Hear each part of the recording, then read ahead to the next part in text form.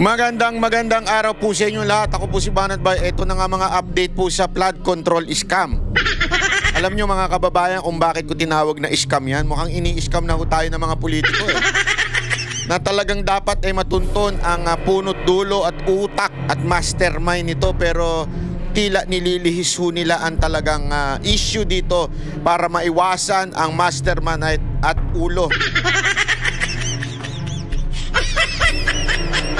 Sabi nga ni, gagamitin ko yung salitang ginamit ni Chis Escudero, orchestrated.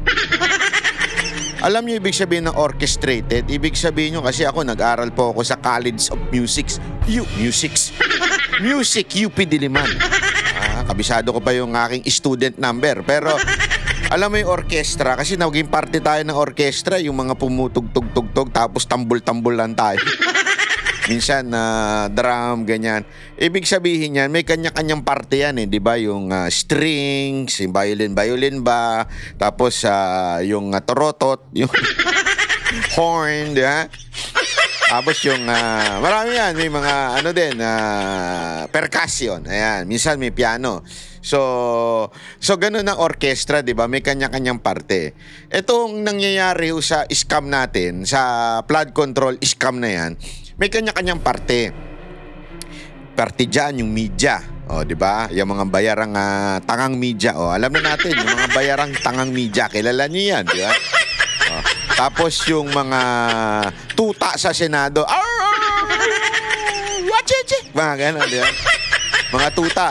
Alam mo na yon, kung sino yung mga yon, di ba?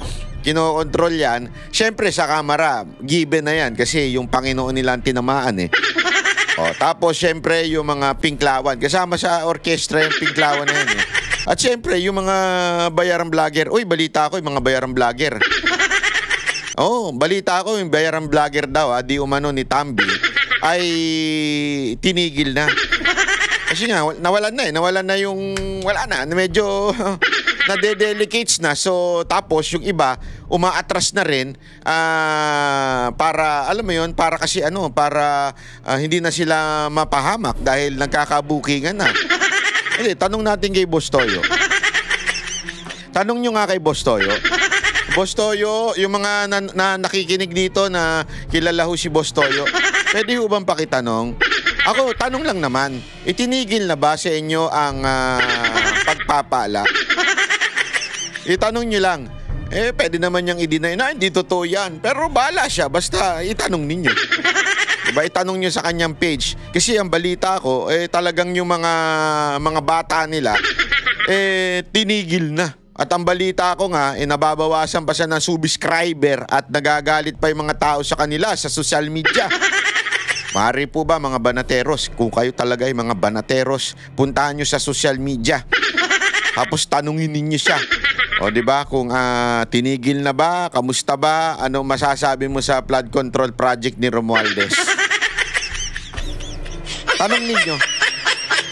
Tingnan ninyo kung sasagot. Pag hindi sumagot, alam nyo na. Di ba?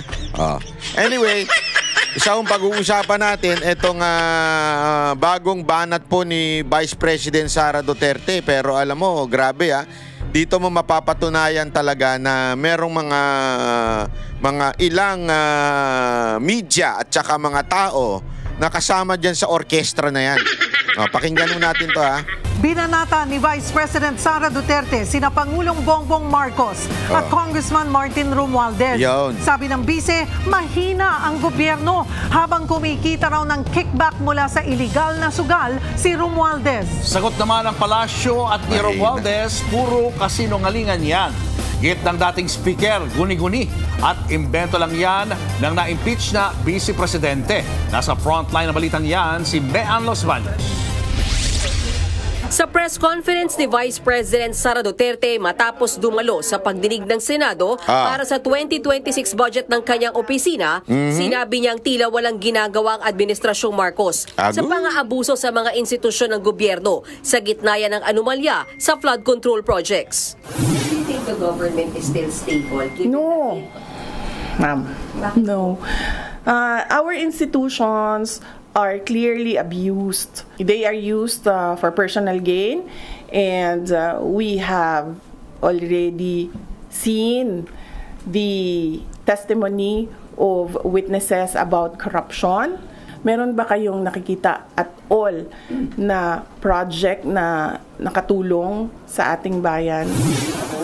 Agad naman bumuelta dyan ang palasyo.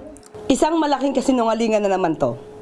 Alam natin na matatag ang ating gobyerno, ang pamahalaang Yan yung kanilang matatag. Hindi, yan yung kanilang pinalalabas, matatag daw ang gobyerno. Hindi nyo nga makontrol yung pinsan niya Paano naging matatag yun?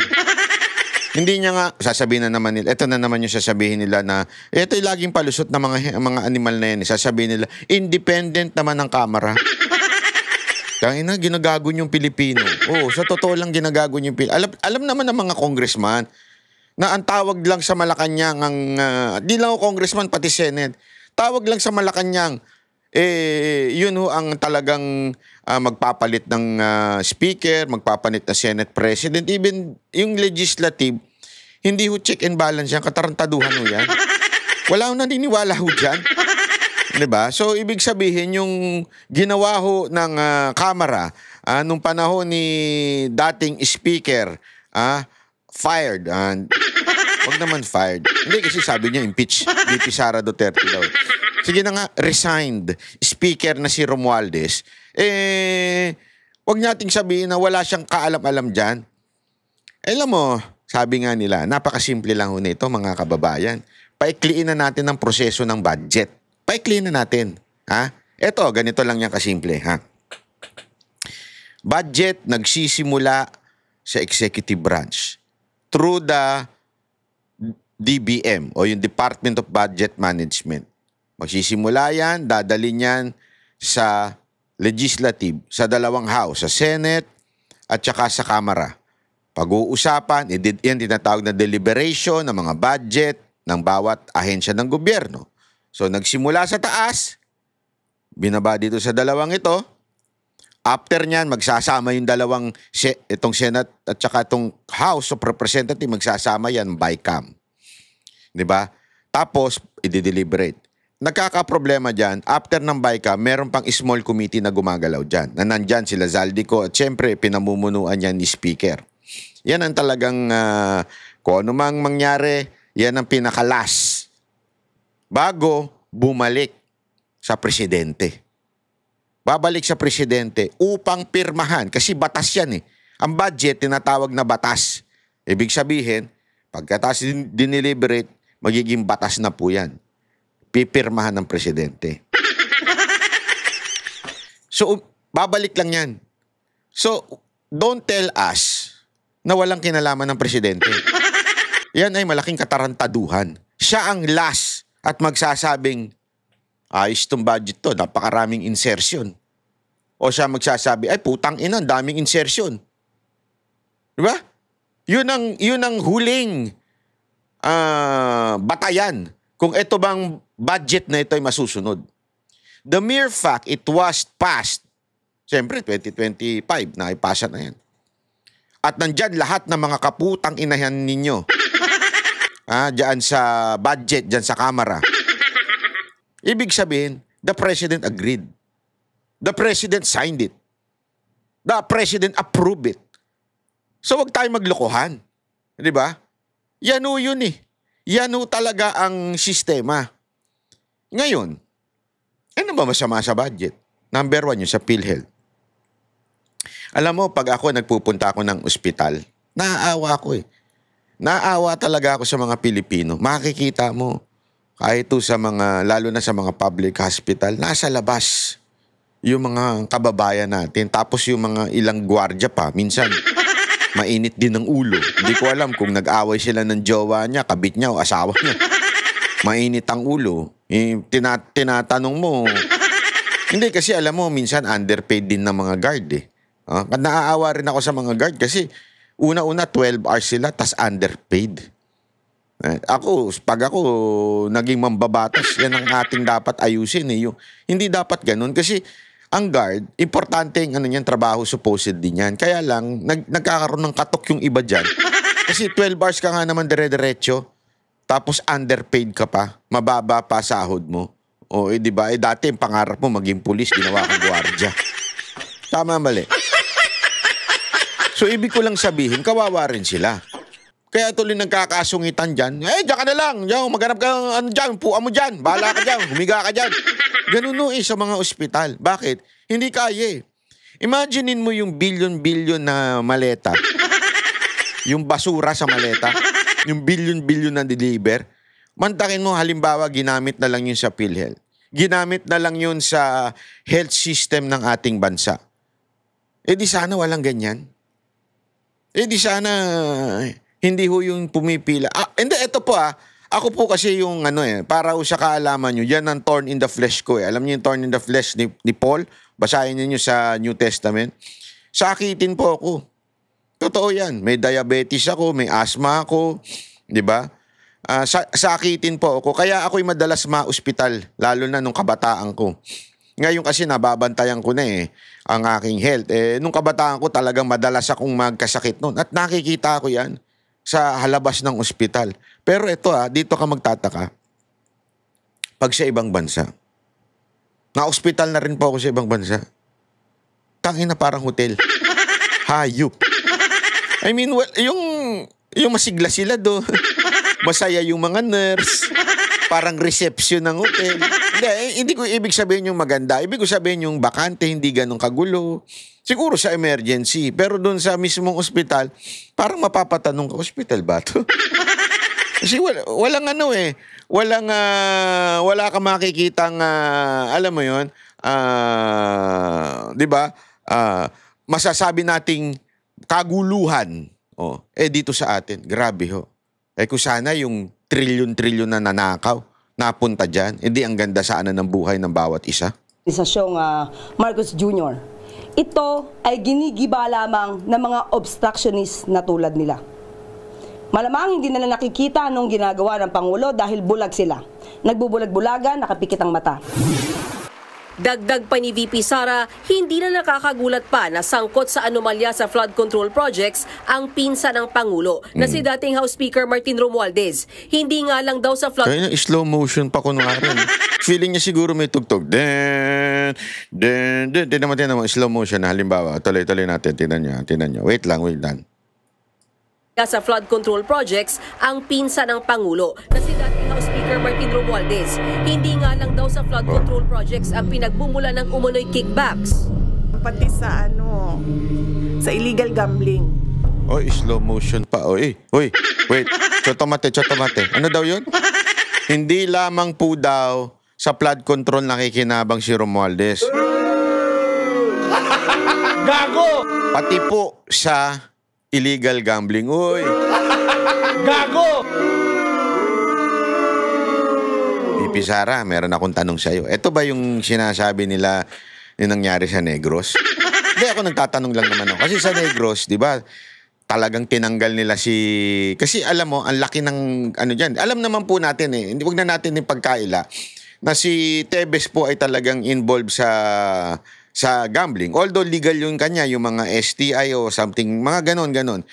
Alam mo, malaki kasi ang dyan ang kitaan dyan. Malaki, sobrang laki. Ang mga tao sa mga palutuhan, grabe hindi ko maintindihan, talagang pila. Diba? Box office lagi dyan. Ang laki ng kita dyan. At may mga franchise dyan. Diba? Tinanggal nila si Tebes. At sinabi ko naman sa inyo, sinong pumalit? Mga nasa gobyerno. Ganyan nung ginawa nila. The entire region na hawak ni Tebes, ang dami nun ngayon, pinalitan daw ng mga nagtanggal sa kanya. Saan ba siya unang natanggal? Sano? Di ba sa kamera? Diyan siya unang tinanggal Hanggang finreeze lahat ng accounts doon, finreeze pati yung mga doon. Ito ba yun? VP Sara Duterte, Madam Inday? Ito po ba yung sinasabi niyong Kaya lang ang sinasabi kasi ni Ma'am Inday, illegal. So ibig sabihin, hindi lang mga legal ang sinako, pati illegal gambling daw involved si Romualdez. Gago! Allegedly, di umano. Yan daw ang sabi, pambihirang buhay. Tumatanggap sila. So, si Martin Romualdez, So, hindi lang siya sa flood control, pero marami pang iba pang mga sources ng corruption na dinideliver. Hindi kaya pati sa ano?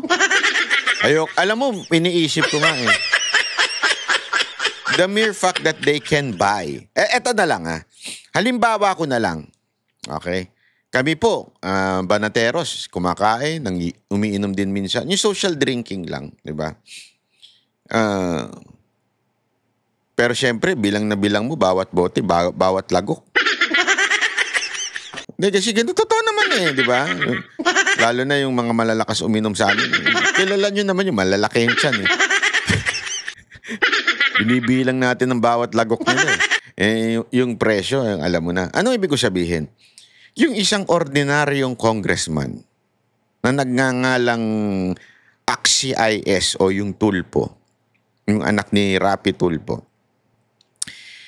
if he can spend one night 6.7 million, I'm not questioning o sinasabing corruption galing yun pero if he can spend that way, ordinary congressman spending 6.7 million, di ba? Can you just imagine? Can you just imagine yung mga leaders ng Congress? How much they spend? Di ba? I mean, sabi ko nga sa inyo, kahit sa Japan po, pagka nagpupunta po tayo dyan, all out tayo dyan Di ba? Makain, umiinom. Pero never ako nakapag-spend ng 6.7 o even 1 million sa isang meal o sa isang social drinking. Hindi 6.7.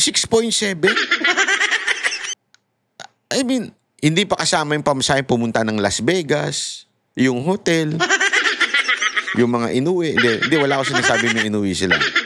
Naintindihan niyo ibig sabihin? The magnitude of that kind of spending sa isang ordinaryong congressman, it tells a lot.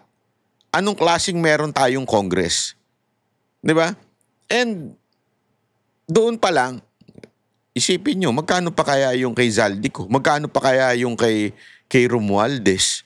Di ba? How can they afford that way? How? Ay baka may katotohanan. Di natin alam kung totoo o hindi. Baka may katotohanan yung sinasabi ni VP Sara Duterte na involved ito si Romualdez dito sa illegal na mga korupsyon, sabi niya. Nang matanong kung sino ang source ni VP Sara sa mga nasabing impormasyon, tumanggi siyang magbigay ng pangalan, pero galing daw ito sa loob ng opisina mismo ni Romualdez. Sa isang pahayag, nanindigan si Romualdez na hindi totoo ang akusasyon ni VP Sara na tumatanggap siya ng pera mula sa iligal na sugal. Guni-guni at imbento lang daw ang kwento tungkol sa umano'y mali-maleta ng pera. Puro lang naman daw ito salita at walang ebidensya. Dagdag pa ni Romualdez, nakakalungkot daw na ang mismong vice-presidente na inakusahan at na-impeach ng Kamara dahil sa maling paggamit ng pondo ang siya ngayong nagkakalat ng kasinungalingan. That's not true. Ikaw ang sinungaling. That's not true. Hindi nyo pa napapatunayan yan. Impeachment, even if it's really called impeach, okay? Para lang sa kaalaman ng ating mga kababayan, it's really called you are impeached by the House. By the House. But not finality na dumaan na sa impeachment trial. Okay? By the House. We all know that is a political aspect. Ang impeachment sa House ay political. Lalo na ngayon. Kung dati nga political na yan, lalo na ngayon, na kontrolado at may balita nga, di ba, na tigi 1 milyon ba yun kada buwan? Ang bawat tapos bawat desisyon may malalaki. At sinabi nga, di ba, ni Congressman Tiangco, na si Congressman Tiangco at si Chis Escudero, sinabi nila na hindi i-release yung funds pag hindi sila pumirma ng impeachment. So, para paikliin, itong sinasabi ni Romualdez na impeach, it's because of politika. Pinupolitika si VP Sara Duterte. Second, if it's really not just politics, kalimbawa na lang, hindi politika yan, ang impeachment, it doesn't mean pag na-impeach ka ng Kamara, hindi ibig sabihin you are guilty of this accusation. Ano yun?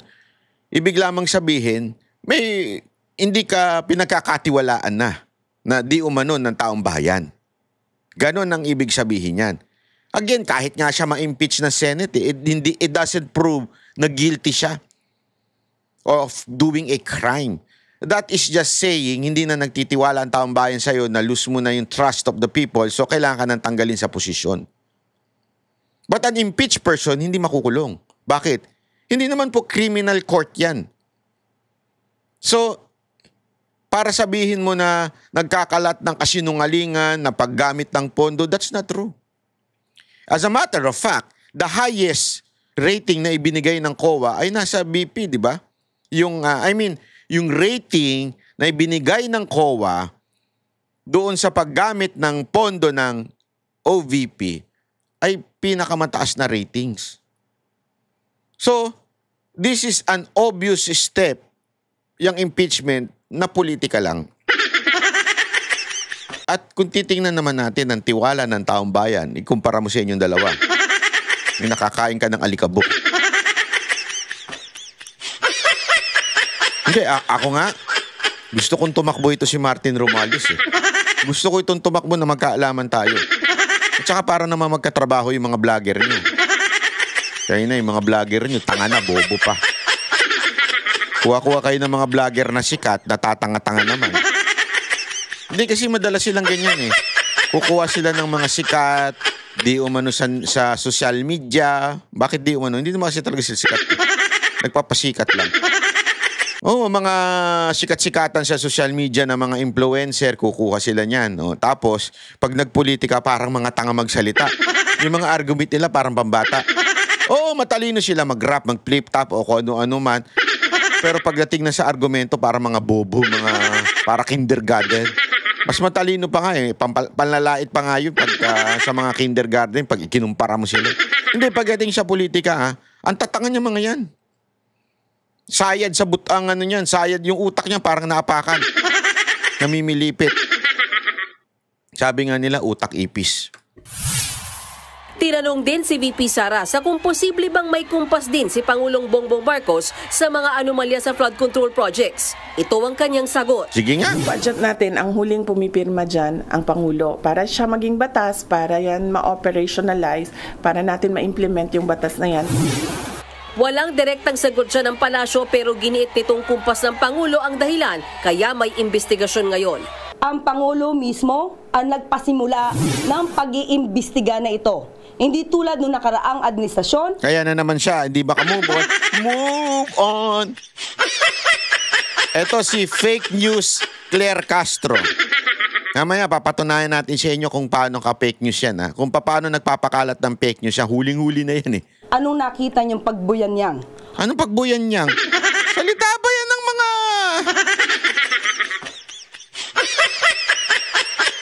Claire Castro, mag-vlogger ka na lang. Anong pagbuyan niyang? Ano ba yan? Sobra. Ngayon, bunganga mo. Picturean nga natin yung bunganga mo na yan. Pagbunyan niyang. Ito mo yung itsura mo. Ikaw bumubuyan niyang Ang opinyon ng ang nais lamang ay manira ng gobyerno at siraan ng ating Pangulo. Wala tayong makikitang anumang magandang salita mula sa kanya. Nagbabalita mula sa front. Pagbuyan niyang. Eto, patunayan natin ngayon na nagsisinungaling yan. Hindi, kasi baka sabihin ninyo baka sabihin ninyo, puro ka lang paratang, wala kang ebidensya. Patunayan natin. Paano natin patutunayan? Doon sa nangyari kay Magalong. Alam natin si Magalong nag-resign, di ba? Sa ICI. Mamaya natin pag-usapan kung bakit siya nag-resign. Pero ito muna. May kapalit na si Baguio City Mayor Benjamin Magalong matapos magbitiw bilang special advisor ng ICI. At kasunod nito, lumutang ang umano'y pabago-bagong pahayag ng Malacanang sa papel ng alkalde sa investigasyon sa flood control scandal. Ang detalye sa agenda report ni Ivy Reyes. Ilang Ilang araw matapos magbitiw bilang Special Advisor ng Independent Commission for Infrastructure o ICI, ipinost ni Baguio City Mayor Benjamin Magalong ang status na ito sa kanyang official social media page. Ang post sa ngayon may mahigit 4,700 reactions, edited na. Binura ni Magalong ang komento niya at hinayaan na lang na publiko ang humusga. Sa ngayon ipinagkukumpara ang mga pahayag ng palasyo noong September 13 at September 26. September 13 itinalaga si Magalong bilang Special Advisor. Mayor Benji Magalong, Special Advisor, and who will act as investigator. Special Advisor and who will act as investigator. For the ICI? For the ICI. Ang linaw po nun. Aling Claire. Fake news Claire. Ang linaw po ng sinabi dun. Hindi po ako nagsabi, kayo. Special Advisor and acting investigator. September 26 naman, nang i-anunsyo ng Malacanang na under reconsideration ng legal team ng Pangulo ang appointment ni Magalong dahil sa mga kritisismo na isang sitting mayor ang nasa Independent Commission. Siya po ay tinalaga bilang Special Advisor. So liliwanagin po natin ang pagtalaga po. Madam, kayo ang malabo. Sana kinausap niyo yung sarili niyo. Liliwanagin ko po sa sarili ko. Gago! Diba? Liliwanagin ko po sa sarili ko na advisor lang pala, hindi pala an investigator. Diba? Sa kanya ng Pangulo ay bilang Special Advisor at hindi po lead investigator. Gago! Kahiya-hiya talaga itong tagapagsalita ni Marcos. Ewan ko ano nangyari dito sa aling to. Or in any other form na tingnan mo, natuutal-utal ka na ngayon. Pag-iimbestiga. Hindi po siya. O in any other form ng pag-iimbestiga, kasasabi mo lang kanina. Sarap tuktukan nito, no? Diba? Ibig sabihin ng tuktukan yung pagalitan. Yung, baka sabihin nyo kung anong tuktukan yun. Naitalaga sa pag-iimbestiga? Wala naman daw nakikitang inconsistency ang Malacanang sa... Wala pang nakikitang inconsistency. Gago! Aling Claire naman. Hindi pa inconsistent yun. Ano tawag mo doon? Hindi pa inconsistent yun. Mga pahayag na ito dahil mismong Pangulo na ang nagsabi na Special Advisor lang ang role ni Magalong sa komisyon. Tingnan nyo, pagkatapos mong sabihin, so fake news ka talaga. Hindi, kasi ito ang problema sa iyo, Madam Claire. You talk too much. Honestly, you talk too much. At alam natin kung sino yung mga nagsasalita ng sariling. Kasi ang papel mo dyan, spokesperson ka dapat eh. Diba? Ang papel mo dyan, press officer, dapat kung ano lang yun ang gagaling sa presidente. Dagdag bawas ka eh. Dinaig mo pa yung mga contractor eh. At saka mga speaker eh.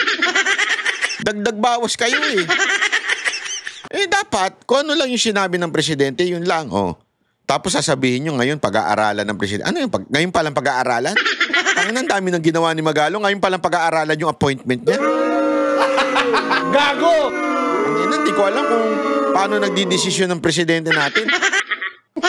Hindi, it's either lasing yan, baka naman sabog. Hindi ako, nagtatanong lang ako hindi ako nag-aakusa, nagtatanong lang ako. Ba't ganun? Kung kailan nandyan na si Magalong, ang dami niya nang ginawa, tsaka nyo lang sasabihin pag-aaralan. Gago! Hindi ako nagtatanong, paano ba pumirma si BBM? Ano ba yan? Pirma ko nga. Ganun ba pumirma si BBM? Hindi niya nakikita? Hindi niya binabasa? Hindi niya inaaral? Ano ba yan kasi? Hindi ko na ano ba yan? Istorbo kayo sa ginagawa ko eh. Pipirma ng gano'n. Tangin niya. Tapos bigla marirealize niya. Hindi, pag-aaralan ko muna. Gago! Ang bansa natin, parang bansa ng mga clown. Payaso, di ba? Umanggi magbigay ng komento ang kampo ni Magalong. Pinasasalamatan ni PBBM si Magalong sa naging gampanin nito sa ICI at sinabing nirerespeto niya ang desisyon nitong umalis sa komisyon. Welcome pa rin daw sa ICI ang pagtulong. Eto pa, ipapakita ko sa inyo Kasi ang tindi ng speech ni Magalong kung bakit po nagkaganyan-ganyan yung flood control project natin. Kasi, nag-speech siya. Ang linaw ng speech niya. Alam mo, yung mga bayaran at tatanga-tangang media, ang pinick up lang sa speech ni Magalong ay yung nagsosorry siya sa mga taga Davao. Ina talaga yung mga media na upal. Ang title nila, Magalong apologize to Baguio residents. Ang dami niya sinabi doon, yun lang. Hindi ako nagbibiro. Ginugel ko kasi yan. Hinanap ko yung speech na yan. Tapos ang puro headline, Magalong apologize to Baguio residents. Magalong, sabi ko, ang dami niya sinabi, yun lang ang pinick up nyo. Bayaran talaga kayo at tanga. Tama talaga si Marcoleta sa inyo. Puro kayo tanga. To our Vice Mayor Tino Oloan and the distinguished members of our City Council, to all our awardees and members of their families, our retirees, those who have devoted themselves to the noble calling of public service, our distinguished guests, Nimbag, Nagsapak, and Bigat, datayo amin. It's been a long time since I saw each and every one of you. Pagpasensyahan nyo na ho.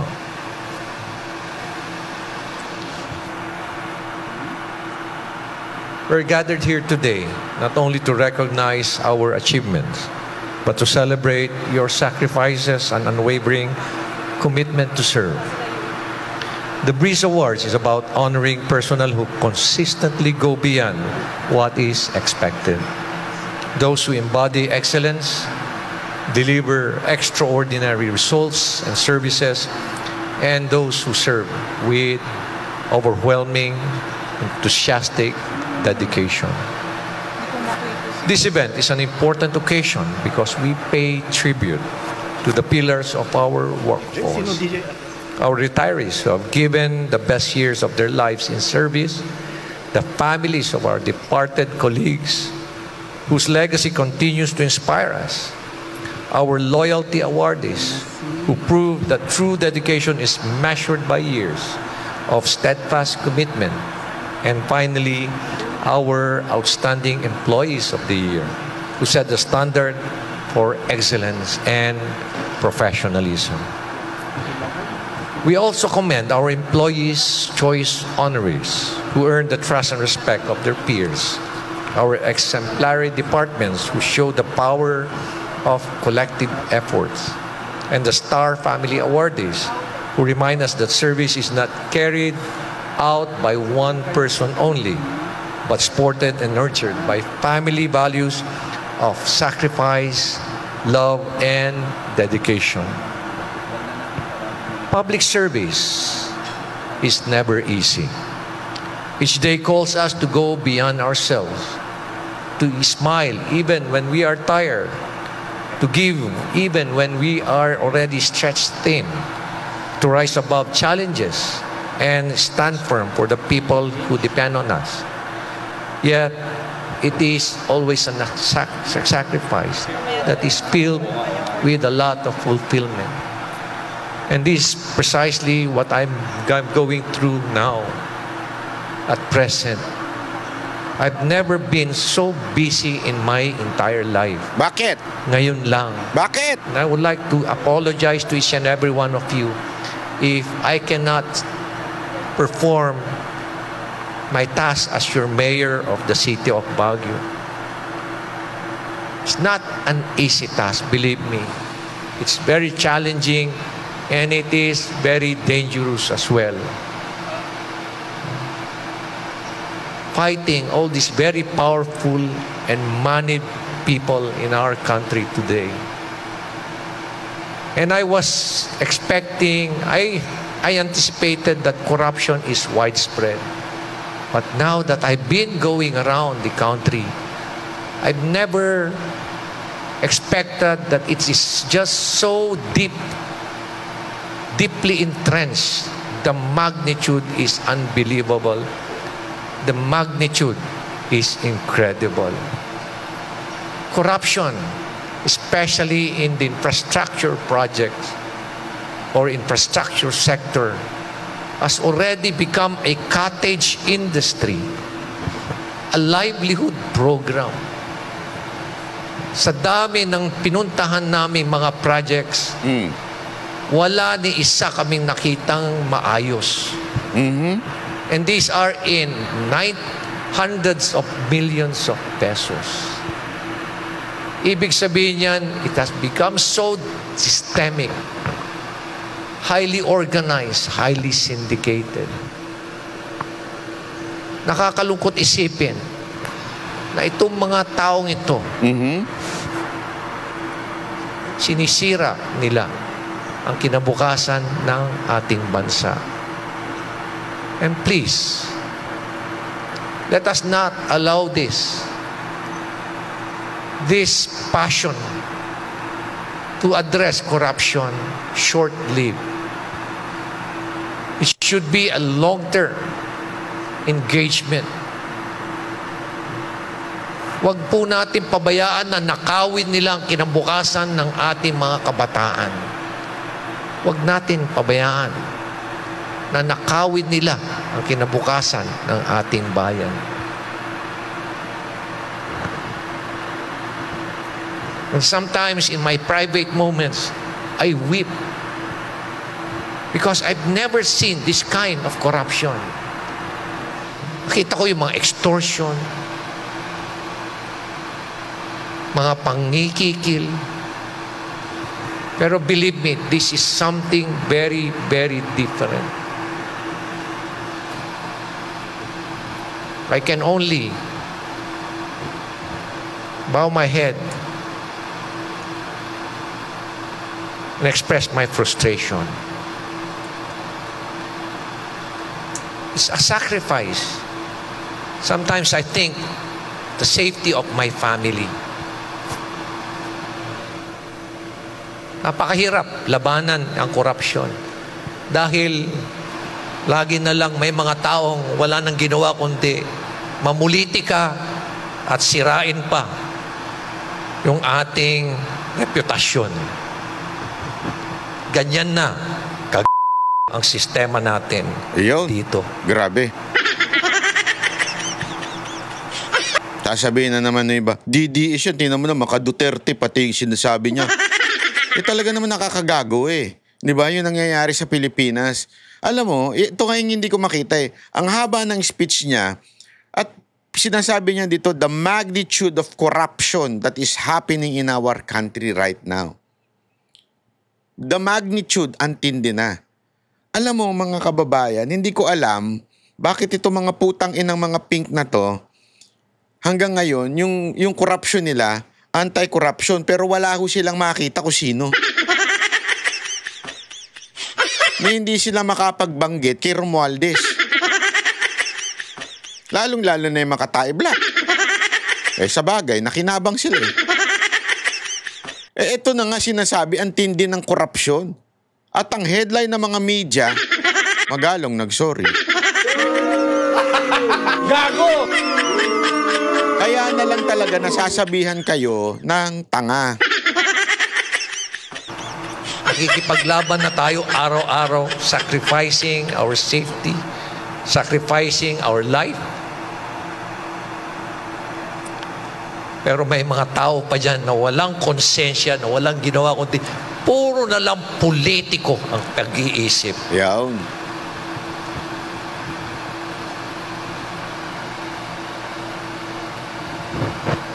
Kasing dumi ng kanilang mga konsensya. They're no different from these very powerful people who continue to destroy our nation. Let me go back. Please know that we deeply appreciate the support each one of you have given to our advocacies. Even as you understand that sometimes some of us need to be away to fulfill our task beyond what we do in our city.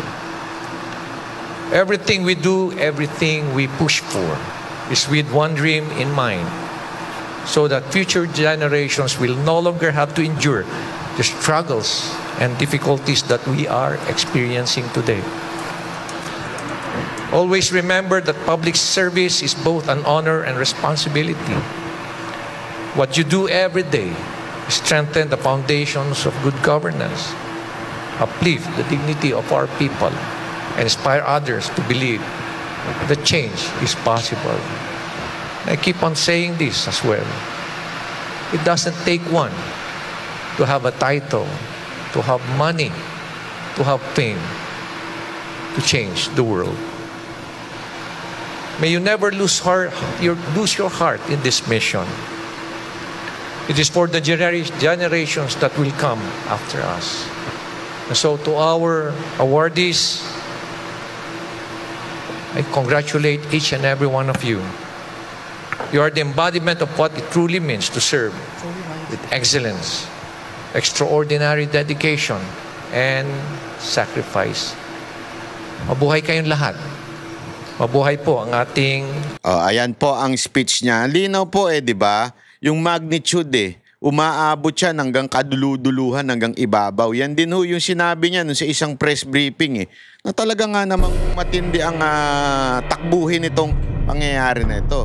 Hindi kasi alam mo, kaya nga 'di ba ngayon, atake todo sila, atake dito kay Marcoleta, yung sinasabi na nga yung independent. When you say independent, hindi siya involved. Yung asawa ni Marcoleta, hindi involved doon sa kumpanya. An independent director, ibig sabihin lamang po niyan, parang kinuha mo sa labas kasi part ng requirement po yan ng isang insurance. So, para i-link mo, meron ngang sinasabi itong si Manong J, ating kaibigan na si Manong J, ang isang bihasang manunulat at broadcaster. Ito talaga, masasabi mo itong talagang matikas talaga ito Ito ho, sinabi ni, papakita ko lamang po sa inyo ang sinabi ni Jay Sonsa. Kasi para dun sa issue ng mga pag-atake dito ho kay Marcoleta at sa kanyang pamilya na ini-involve sa Diskaya. Ito. Papakita ko lang. Chotomate. Kasi ngayon lang lumabas sa aking newsfeed. Papakita ko na sa inyo. Ayan. Ito po. Ayan. Ito. Ayan. Ano sabi dito? Mga bata nga ba ni Senator Lacson ang nagpapatakbo ng Bilyonaryo News Channel at Abante Radio? Ay, grabe. May bata ka pala, ha? Mr. Pinky, ha? Di ba media relation officer ni Senator Ping si Marlo Tanga Dalisay? Grabe ka naman, makatanga, Jason, sa? Tanga talaga? Hindi, alam mo, galing sa isang batikang broadcaster, sabihan ka ng tanga. Ibig sabihin, meron talagang merong meaning, di ba? Hindi magsasalita ng ganun-ganun yun. Totoo bang merong all-out war against Marcoleta sa mainstream media outlets in Bilyonaryo Ricky Razon? Naku po. Ano ang kinalaman ni Ricky Razon sa Bilyonaryo News Channel at Abante Radio? Ano ang kaugnayan ni na dating Newsec Ray Marfil at dating Inquirer reporter Hil Kabangkungan? Grabe mga pangalan nila. May kaugnay ba si dating US detainee at sinangkot sa kuratong baleleng Colonel Michael Ray Aquino sa Soler Casino, Bilyonaryo? Uy, grabe. Grabe. Gago! Alam naman po natin si Colonel Michael Ray. Kilala niyo yan, di ba? Yung nasangkot sa kuratong baleleng. Kuratong baleleng. Totoo ba na si Marlo Dalisay ay nagsisilbi ding bilang MRO o PR ni DOJ Secretary Christine Remulla? Gago! Correct me if I'm wrong. Hindi ba dating MRO at PR din ni Ping Lacson si dating tabloid reporter columnist Ray Marfil? Gago! Dating radio reporter Marlo Dalisay at dating Inquirer senior reporter Hil Kabangkungan? Gago! Ito pala nga yung pagmumukha mo pa lang, alam mo na di ba? Yung ganyang pagmumukha, yan hindi gagawa ng maayos.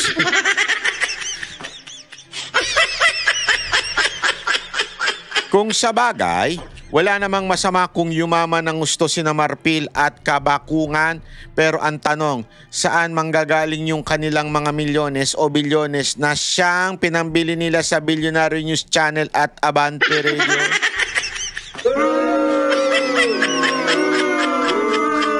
Ito ba yung sinasabi ni Senator Ping na manahimik na lang siya sa mga upak sa Senado? Bakit nga naman hindi mananahimik kung meron kang namang taga-upak?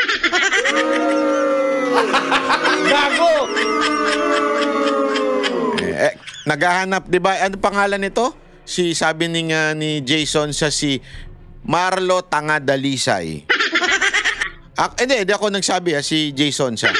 Sabi ni Jason Marlo Tangadalisay. Sa pangalawang sentence, di ba? Marlo Tangadalisay. Yan ang connection. Yung connection na sinasabi mo, conflict of interest, delikadesa, wala yan eh. Hindi naman, malayo eh. Hindi konektado. Ang layo niyan. Tanungin kita, kilala mo sino director at independent director ng insurance ng iyong kotse? Hindi, ako nagtatanong lang. O kung meron ka pa ipang insurance. Ang dami natin insurance. Ako may Sun Life ako. Sa mga gusto mag-Sun Life.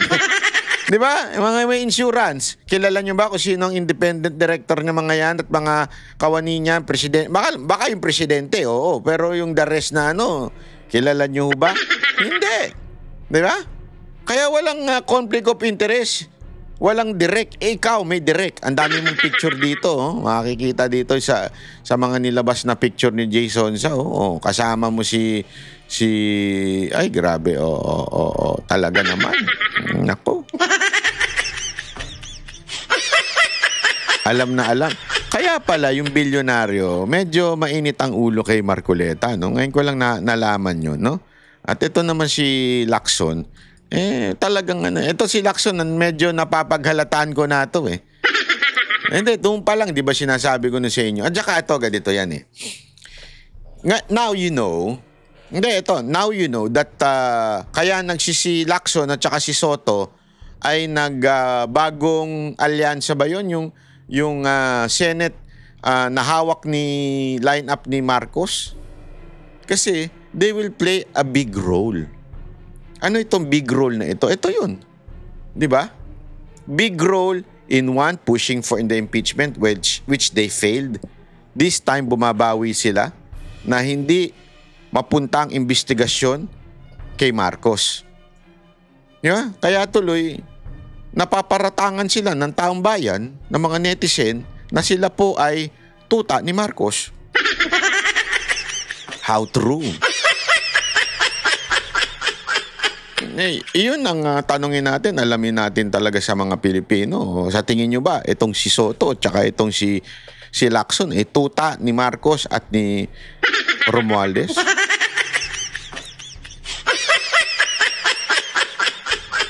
Kayo po ang magano.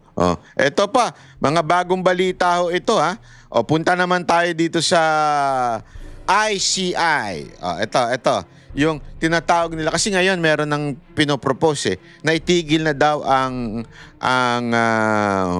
Blue Ribbon hearing, itigil na daw at ipaubaya na lang sa ICI. Naku po. Malaki problema natin dyan.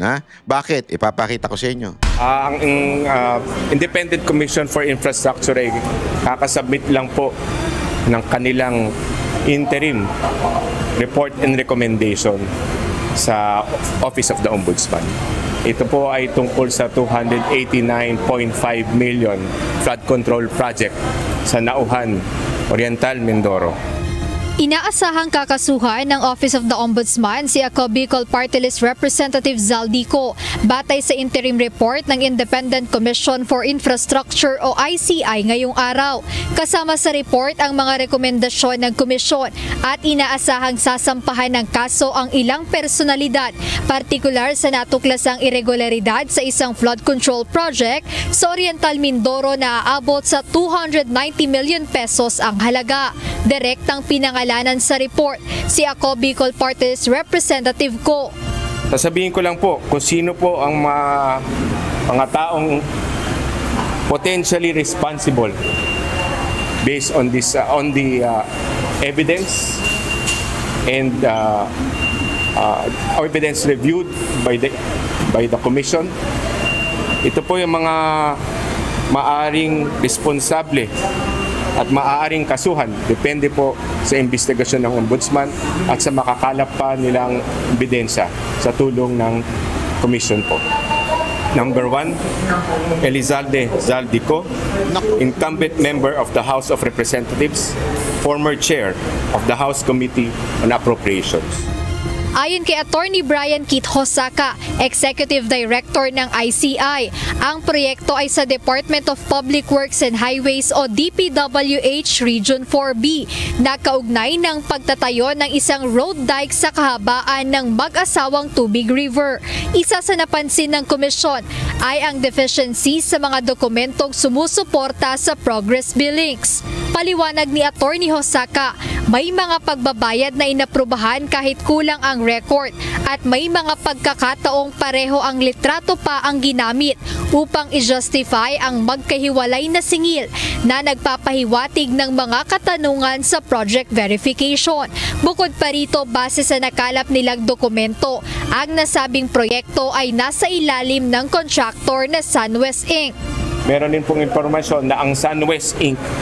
ay dati pong pagmamayari ni Congressman Elizalde Zaldico. Kaya naman nagrekomenda na ang komisyon sa ombudsman na imbestigahan kung may paglabag ito sa batas sa bansa.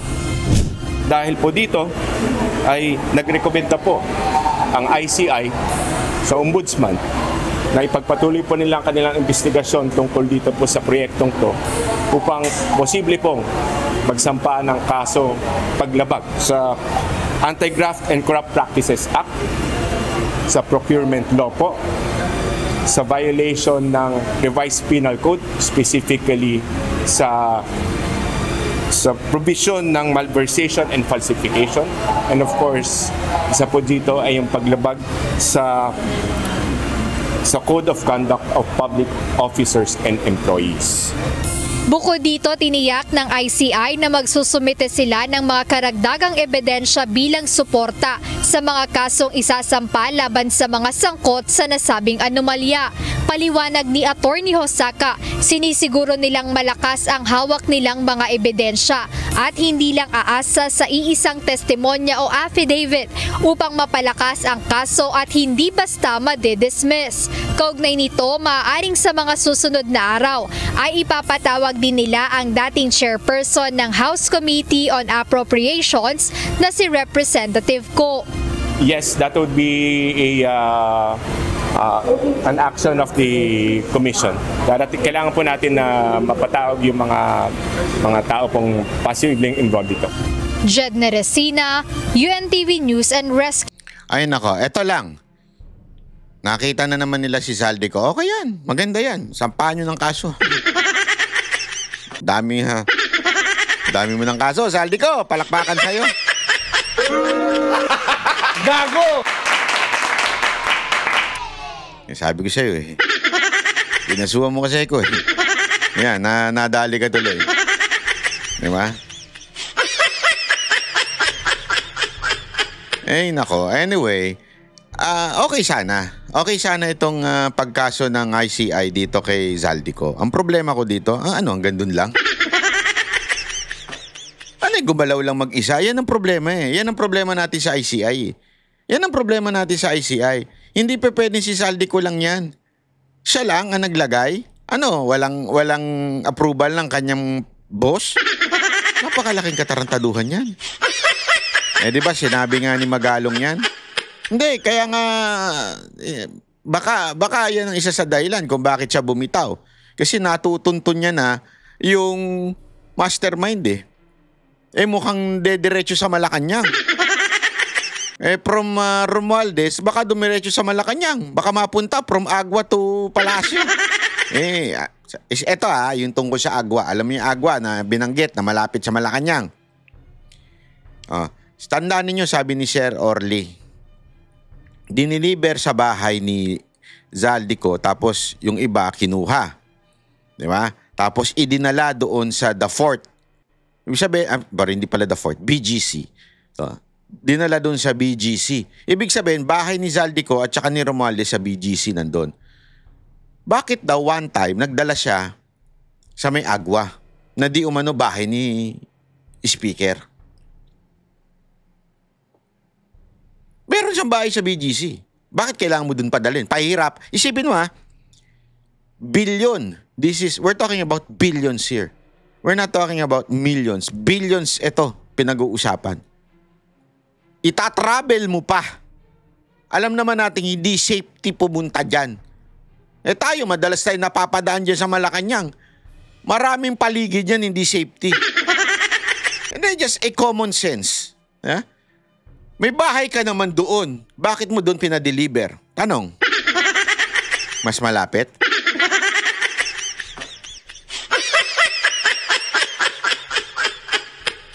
Kasi nga, ang isang logic na pwede nating isipin lang dyan, at least, kung sabihin sa pangalan lang, kunwari yung totoo yung akusasyon, assuming that the accusation of Sir Orly is true. Assuming lang. Bakit hindi na lang doon sa BGC? Bakit doon? Kasi, sasabihin lang naman niya sa pangalan ni Romualdez, eto, deliver mo ito sa bahay ni Romualdez sa Agwa. Pero, baka naman di talaga siya ang kukuha doon.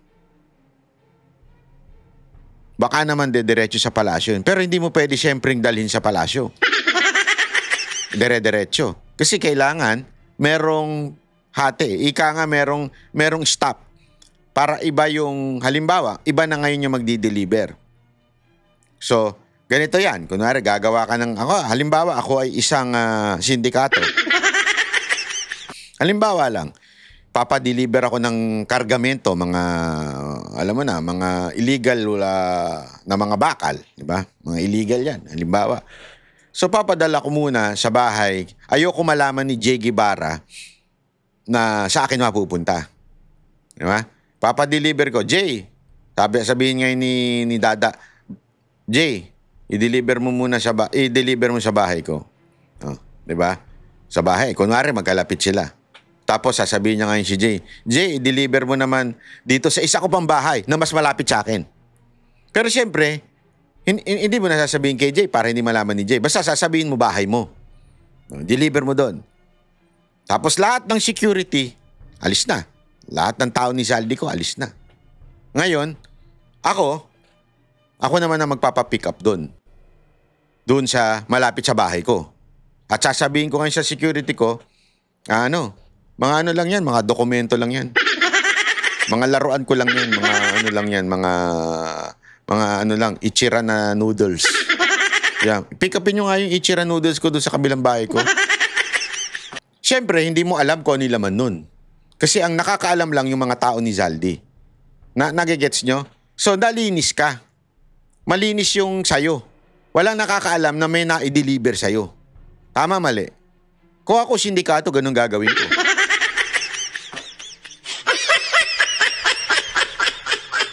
Diba? Isipin nyo na mabuti yun. Kaya nga, yung mga ginagawa nitong ICI, ito yung satire lamang po ito. Yung sinasabi ko, yung kinikwento ko. Assuming lang na yung sinasabi ni Sir Orly ay totoo. Diba? Ngayon, para kasuhan mo lang si Zaldico ng ganito, parang imposible, hindi nyo alam. Hindi alam nung kanyang speaker na may mga insertion siya. I mean, simple logic, ICI. No wonder, ito, ipapakita ko sa inyo. No wonder, ayaw ng ICI na public hearing na nakakatakot, mga kababayan. Nakakatakot po dahil hindi ho tama na hindi pampubliko ang hearing. Kesyo, ang dami nilang dahilan gagamitin daw sa politika. Ito, pakinggan. Ang dahilan lang nila, ayaw lang nilang magamit sa politika daw ito. Alam mo, give the information and let the people judge. Magagamit lang naman yan sa politika kung talagang bias kayo. Kung the way you handle the proceedings or the hearing, bias ang pagtatanong ninyo. Pag may sasabihin na, bigla nyo nang tinatabla, nasa sa inyo. Ang taong bayan, matalino na, huwag nyong gawing bobo. Kasi sa mga nangyayari na to, kahit pinipigilan ni Soto at ni Lacson, di umano yung mga hearing na nagtuturo kay Romualdez, ano po na alam pa rin ng tao na si Romualdez at merong pang nasa ibabaw niya na katarantaduhan dito sa flood control scandal na to. 'Di ba? Alam ng tao 'yan. Even if kahit anong pigil mo. So sana ipakita na lang natin sa tao, maging transparent. Di kung ganyan pala ang gagawin natin, hindi transparent. Wag na lang din transparent and deliberation. Magiging political na rin yan. Wag na transparent ang hearing kasi magiging political na rin yan. Let it be. Let it be. Let it be. Diba? Yun lang naman po yun Kasi kalokohan po yun para sabihin mo. Hindi kasi yun lang yung simple na nila logic nila Magiging political lang yan pagka hinayaan natin na masa publiko. Mas importante pa ba yung perception ng tao kaysa sa makita ng tao ang katotohanan? Kung ano ang nangyayari? Di ba si Magalong na nga mismo nagsabi. Natutumbok niya na yung mastermind. Biglang kung ano-anong issue ang lumalabas sa kanya ngayon. Mantakin mo issue sa kanya dahil daw DDS siya. Putang ina niya. Gago! Issue sa kanya kung ano-ano. Di ba? Sana, wag naman ganun. Wag ganun. Ginagago nyo mga Pilipino kung nagago nyo noong 2022, wag naman ulitin ngayon.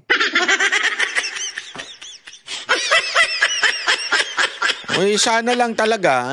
Alam mo, ang dapat buwagin ay hindi yung Senate hearing. Hindi kayo, mga kababayan, sagot nga kayo dito sa comment section. Ano mas gusto nyong buwagin? Senate hearing o ICI? Na hindi transparent, na hindi natin mapapanood, hindi natin malalaman kung ano nangyayari. ICI o Senate hearing? Hindi kasi ang planong buwagin yung Blue Ribbon Committee. Ang dapat buwagin yung leadership ng Senate. Gago! Ang dapat talaga palitan, tanggalin si Soto at si Lacson dahil dapat maglagay tayo ng independent senator. Walang iba yan kung hindi si Cayetano. Independent yan Tumakbo yan, hindi remember, he is not under the Duterte lineup. Nung huling takbo niya, independent ng tinakbo niya. Dapat ganyan. Independent.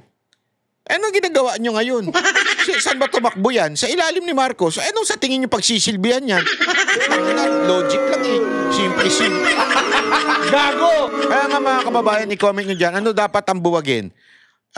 Yung hearing sa Senado o yung sa ICI ang dapat buwagin? Yeah? Comment po kayo dyan. Tapos share nyo itong video nito. Maraming salamat po. God bless everyone. Yan ang banaderos, boses ng ordinaryo Pilipino.